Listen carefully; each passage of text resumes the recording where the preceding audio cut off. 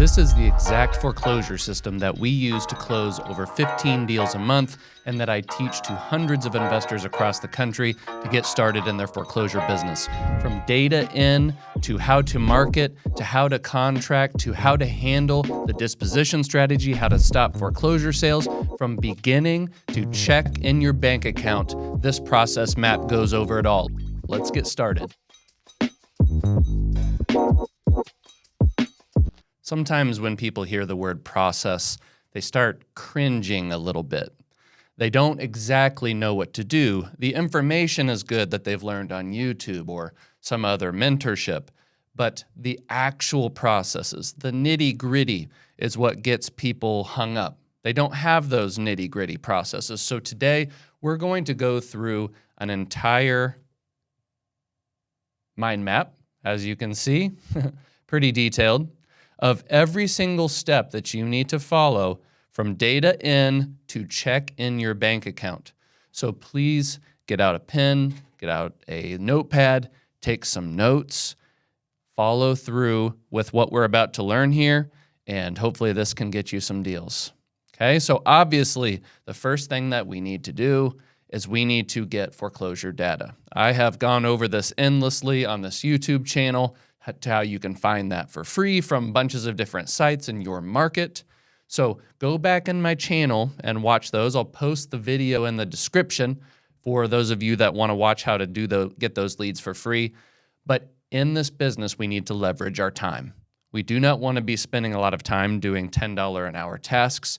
So you'd like to automate your data. You can obviously do that through nichedata.ai, to where we give you daily skip traced information updated from 6 levels of data in your local market. So if you want to get that data, check that out, or the niche community.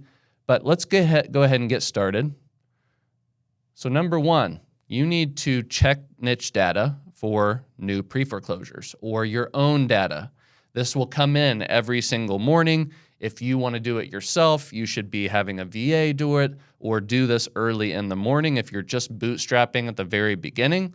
So you're going to get that data. If you're at nichedata.ai, you're going to check the Foreclosures Today tab and simply see, hey, are there any new foreclosures? If there are, you're going to go ahead and export that data or get the data from your VA or get it from your sources, whatever you might be doing if you're doing it the free way, which I don't recommend, okay? And you're going to upload that data into your CRM or niche CRM, of which we have a fully automated CRM package for our data to go in and start marketing for you within minutes, okay? But either upload that into niche CRM or your own CRM of choice, or if you use a Google Sheets Empire, that's completely fine. Okay, and once you get that information nice and organized, I want you to identify these pre-foreclosure leads or whatever other niche list you're working on as a prospect. The way I see it when a niche data prospect comes in, it is just that. It is a prospect. It is not a lead yet. This person is likely to sell, okay? But at some point, you have to determine if they want to talk to you or not. So once the prospect raises their hands, they become a lead. Once they've raised their hand and say, hey, I'd like to have an in-person appointment, that becomes an opportunity. And once they sign a deal with you, that is called a transaction. So that is the process that we're going to follow today, and this process map kind of mirrors that process. So again, we're going to identify this property as a prospect. We're going to confirm that each property indeed has an auction date. If the property is canceled, whether it's on niche data or your attorney site or your county site, you want to mark that as an inactive foreclosure. We don't necessarily need to market to it in terms of how we're going to on foreclosures. We would market to it as an inactive foreclosure, and we will discuss that at another time. Okay, and then at the same time, you want to add those houses to whatever knocking software you have. Niche CRM comes with that preloaded automatically, but there are other free door knocking softwares out there that you can use. Now, Once you go ahead and export your data, gather your data, you've gone ahead and curated it in terms of, does it have an auction date? Is it active? All of that information, you're going to go ahead and add all of that to your CRM or your Google Sheets empire. You must keep track of this stuff, okay? So that's the boring part. Let's go into the exciting part. You have the data, you have the information, you're ready to go. Now it's time to talk to some homeowners. What do you do next? So you've exported your data, you've gotten it ready, okay? And our next step is we're going to text and call the numbers or create automations to do so. Again, a lot of you are brand new. You're going to be doing this manually, completely okay. But if you're ready to take that next step in your business, we can automate all of this through Niche CRM, and you can leverage your time. So first thing you want to do is you want to set a cadence of how you're going to contact people. For instance, this little graph above is an example of how I would contact people in Missouri. Missouri is about a 3-week process from beginning to end, from setting foreclosure sale date to actual foreclosure. So go ahead and set a campaign in terms of how you want to contact people and try to at least set up one automation. Set up texting, set up email, set up your auto door knocking in terms of, hey, these are the prospects I'm going to go door knock today. Choose one and become excellent at it. Once you get a deal and you have proof of concept, then you can go ahead and go into the niche community or upgrade into niche CRM to where you can automate all of these things. Okay? But today, we're going to go ahead and focus on texting and calling, then door knocking. Now, when you go ahead and text or call, you can do that through your auto dialer. You can do that on your cell phone. Doesn't really matter. Okay? The first thing you need to identify, and the thing that we want the most, more than a contract even sometimes, well, not more than a contract, but that first thing that you need is to identify if a phone number is correct. It's of utmost importance. Okay? So let's say we text or call a phone number. Okay? Did they answer? Yes. Okay? If they answered and they are in fact the seller, we want to mark that phone as correct. The worst thing that we could do is call sellers, text sellers, gain contact, and then in our CRM or our Google Sheets empire, we're not establishing that that phone number is correct. That correct number is gold. You want to use that in the future. Okay? But what if they don't answer or the phone number does not work? So they do not answer. Does the phone number work? No. Okay? We want to mark that number as incorrect or delete from the system. We want to remove friction from our acquisition person's lives. We do not want them to have to call a bunch of numbers that they've already called just because they're sitting in the CRM or your Google Sheets. If they are incorrect or they're disconnected or anything like that, delete them from the system. And of course, Niche CRM does that for you. It's amazing, but you can do that in your own CRM. You can do that in your own Google Sheets empire. Okay? Now, does the number work? Yes. Is the number correct? No. We're going to go ahead and fill in that number box light red, right? And if that number is correct, again, we're going to go ahead and mark it correct for acquisitions. Now, if we're able to get someone on the phone, we want to convert this right away. We don't want to wait. We don't want to, wait till tomorrow or next week. Get your closer available now. Okay, so if you have a setter model, have that setter go ahead and pass it to the closer. If you're a small company and you're just going straight to closer, great. Okay, and if the closer is available or you can have that sales conversation, do it. Go ahead and have that conversation with them. If not, you need to go ahead and set that appointment for the closer at a later date. Okay, now if you can connect with the closer, we're going to have a conversation walking them through all the options they have. Okay, so I want you to understand this process with texting and calling. Again, we want to identify if a phone number is correct or not. If it's correct, mark it as correct and try to set an appointment if you can. If the numbers are incorrect, remove them from the system. And goal, of course, is to set up an appointment to have a conversation, and we will get to that more here in a minute. Okay, so that's calling. What about texting? So we're obviously going to try to automate some text. You would like to have a drip sequence to where you have, 10, 15, 20 text going to these people over and over. Same with some video messages. Again, I've talked about this in other content of mine to where you might send a 30 or 45-second personal video message to someone. Works wonders. But what are you going to do? Send texts, send video message. Once you get a response, you're going to either mark it as correct. Yes, that is the right phone number. Mark it as incorrect if they say, hey, this is not me, I don't know what you're talking about, whatever. Once you go ahead and mark them correct, you're going to try to set an appointment for your closer. And again, we get over here into this conversation section, okay?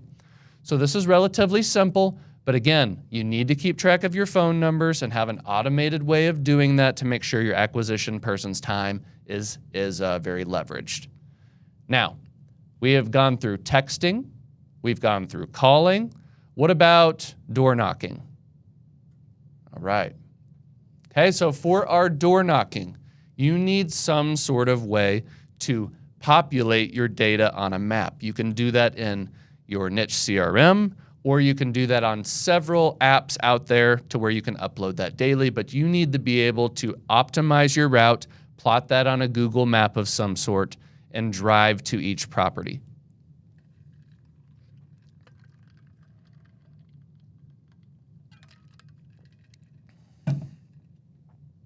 Now, ideally, you would get to these properties on day one. So if they come out in niche data or they come out in your county sources, you want to go ahead and get to that property quick. Speed to lead's important. So you're going to get your data. You're going to drive to each property. You need to establish, one, is this property vacant, or is this property a property where someone lives? If it is vacant, you need to mark that in your CRM and your Google Sheets Empire. These properties are gold. These are the properties that give me the biggest profits, the most outsized returns, the quickest turnover in your cash, okay? If it's vacant, please mark it in your CRM or your Google Sheets Empire. Then you need to go through the vacant process, of which I've documented in other YouTube videos. But if it's vacant, don't just stop there. Okay? You're going to knock the neighbors. See if you can establish contact with them. Like, hey, I saw your neighbor's house is vacant over there. They're going through a little issue with their lender. Can you connect me with them? Where might they be? Okay? You're trying to get some information about them. Okay? And of course, if there's no one there, you're going to leave a piece of marketing. Now, did they answer? If the property is vacant, you're still going to knock on it. If the property has someone in it, you're going to knock on it, but many times they're not going to answer the door, and that's okay. You don't just want to leave if they do that. That is a wasted trip. So you need to leave a door hanger or some sort of marketing piece. Maybe it's a sticky note. Maybe it's something else that you have designed. Okay, but leave a door hanger corresponding with the date of auction. And then after you leave, it is very valuable to send a follow-up text or a short personal video message. You'd probably do this on your phone, right? But you ought to have access to your skip trace data. You can get that through nichedata.ai, obviously, and send them a text. Hey, I dropped by your house. I wasn't able to connect with you. Just wanted to introduce myself. My name's Michael. I wanted to know if you wanted to talk about your property. Something like that. The script doesn't really matter, but it's really important to leave some sort of follow-up message, whether it be a door hanger, a sticky note, send a follow-up text and video. Works wonders. And again, you want to set a follow-up cadence. Whether for us in our company, I try to hit them. If I can't get a hold of them day one, come back in 3 or 4 days, etc. You need to have that internal process in your company. Okay? Now, if they do answer, you need to, when they open the door, step back a little bit, make sure they don't feel threatened. and make sure that they know that you're there to help, okay? Now, if they don't let you in, you're going to try to leave them a piece of marketing, try to get their phone number, right? Some people are going to be more receptive to that than not. And if they do want to take your number, try to set up follow-up time, get that micro commitment so that you can have a conversation. Now, if they are open to a conversation and they want to let you in, we are to the point now that we can have a conversation. And this goes whether you're door knocking, whether you're calling, whether you're texting. If you get to the point where they're ready to have a conversation about their home, that's where we are in the process map right now. Now, if you want to have a conversation with them, you need to establish yourself as the authority, and you need to walk them through their options.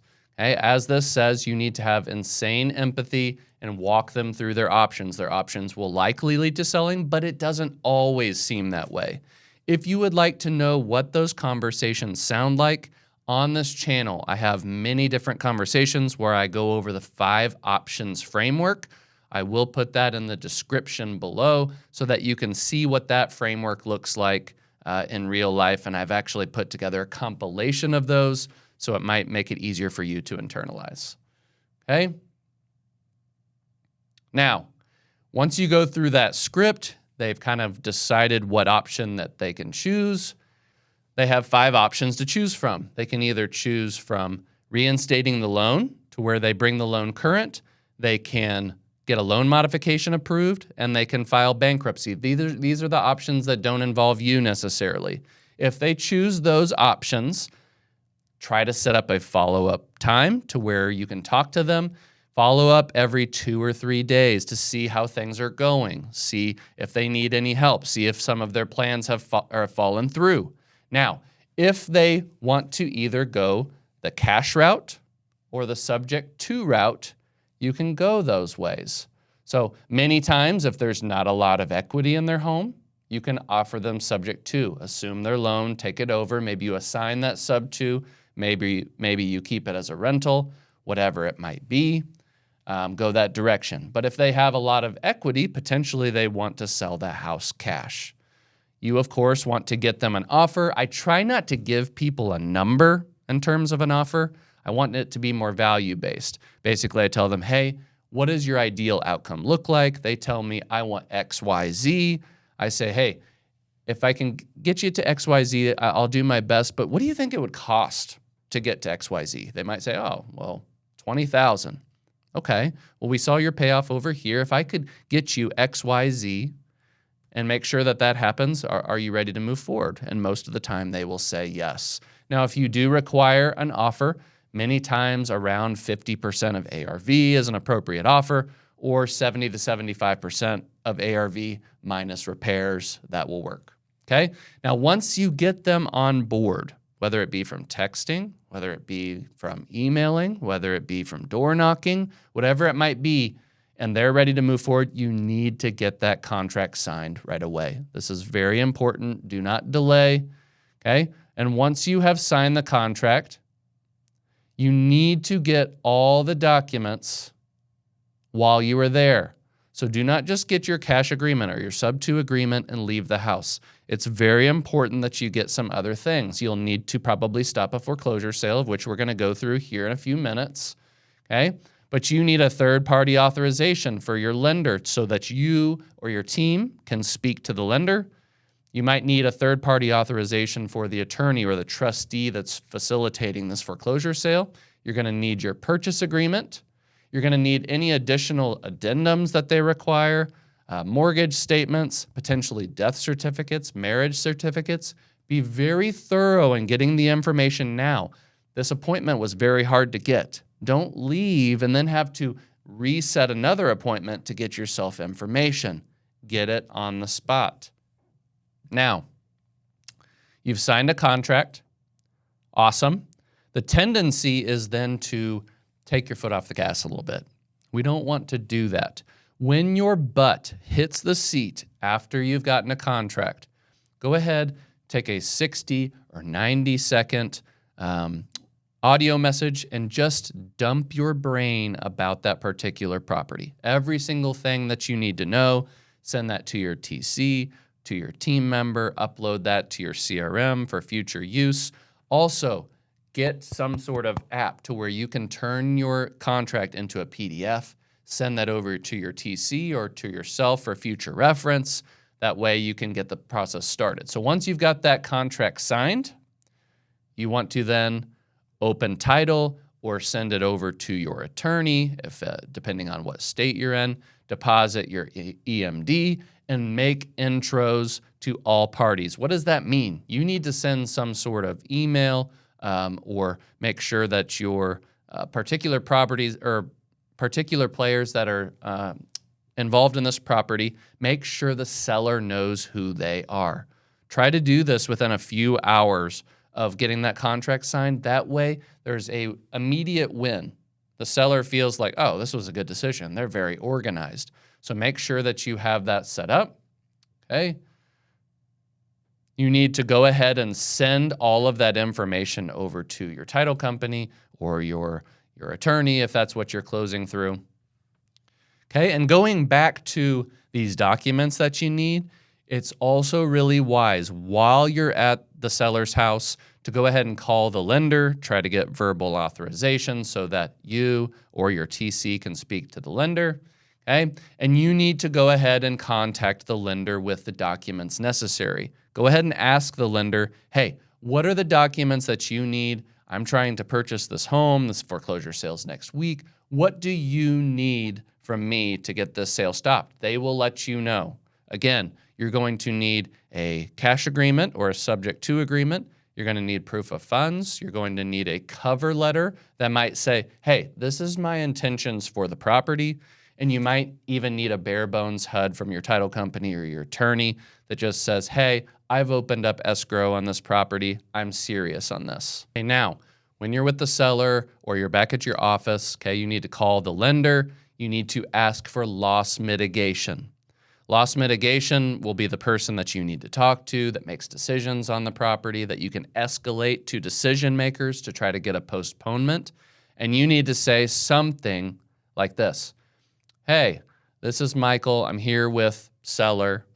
Hey, seller, is it okay for us to speak with Michael? The seller says yes. You give the third party verbal authorization accepted. This makes it to where you get that authorization fast. If you try to send this information over through fax, it can take 2 or 3 days, and that can be the difference between you getting a deal or not. So you must be quick. While you're on the phone with the lender, you need to say something like, hey, we have a cash offer on this property to make it whole, pay off your note. Where should I send the purchase contract and proof of funds? And what other documents do you need?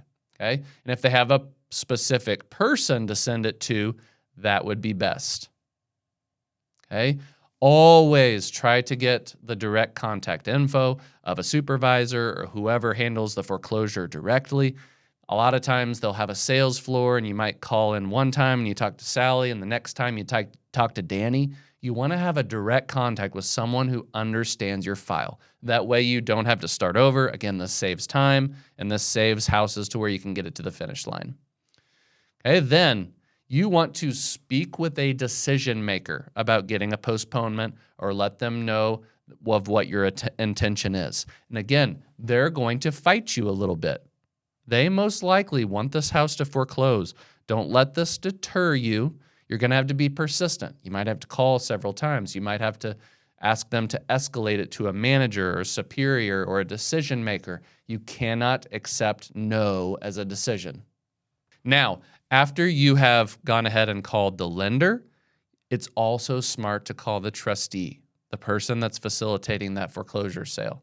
So you're going to call that foreclosure attorney, listed on the auction, and again, that will be listed on nichedata.ai or many of your local auction sites. Okay, let them know that you'll be purchasing the property and stopping the foreclosure.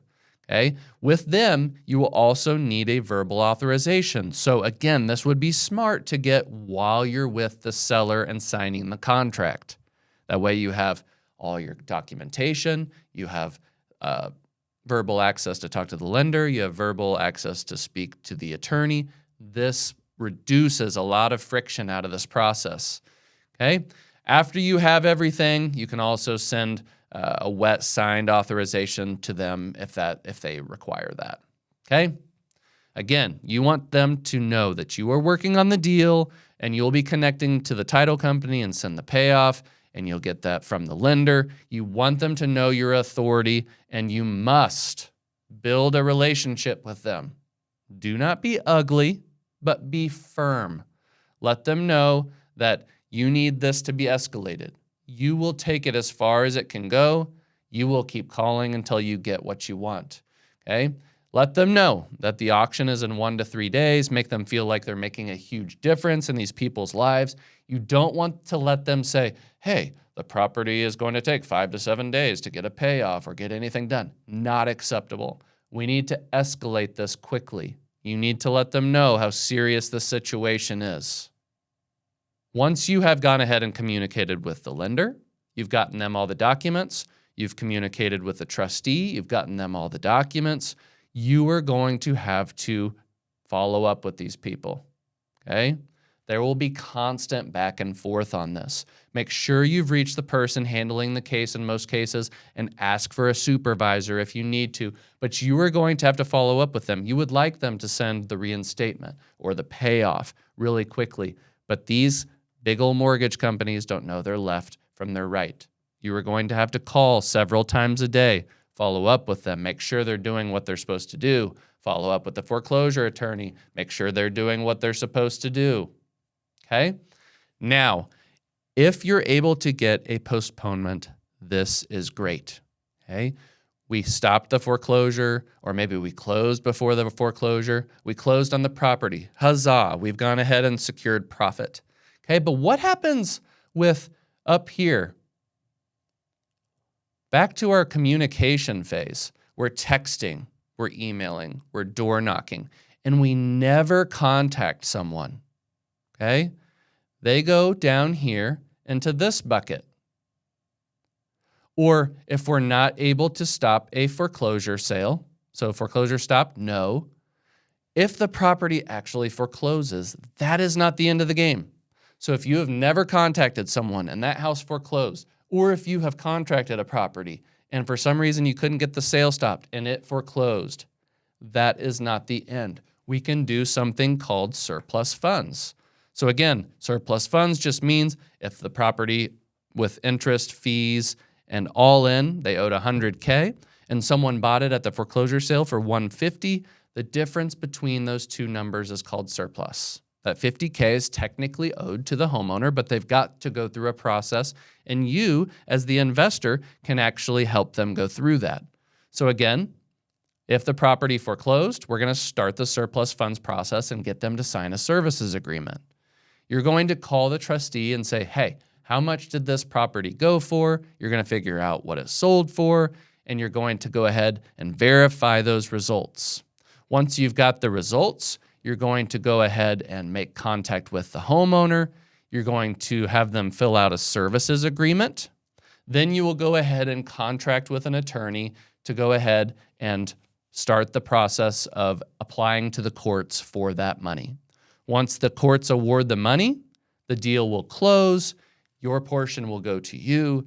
The remaining part will go to the seller. So again, this is a bolt-on to your business. So if you are not able to get a sale stopped, there's still a way for us to monetize, and there's a way for the seller to monetize. Now, part of closing on the property that I actually missed, once you get that property under contract, okay, we want to underwrite the property. We want to send that property over to likely private lenders or hard money lenders. We want to go ahead and secure funding to close on the property or find an end buyer to assign it to.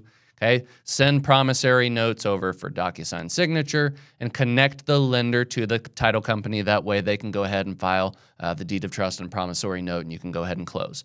And that takes us over to closing on the property. And once you've closed on the property, you want to go ahead and decide on your exit strategy. Maybe this is going ahead and cleaning it out and throwing it on the market. Maybe this is contacting all your best buyers and reselling to them quickly. Maybe this is rehabbing and potentially throwing it back on the MLS, or maybe rehabbing it and refining and getting a new loan so that you can keep it as a rental. So again, this is kind of our overarching entire path from all the way at the beginning, getting your data, to how we clean the data and then how we contact people, and how we go ahead and once we contact people, how do you have that conversation to the point where, hey, I've gotten it under contract. How do I go ahead and contact the lenders, contact the title company, contact the foreclosure attorney, and get that sale stopped? If we can get the sale stopped, cool, we can go ahead and close on the property. If not, we can go ahead and collect on surplus funds.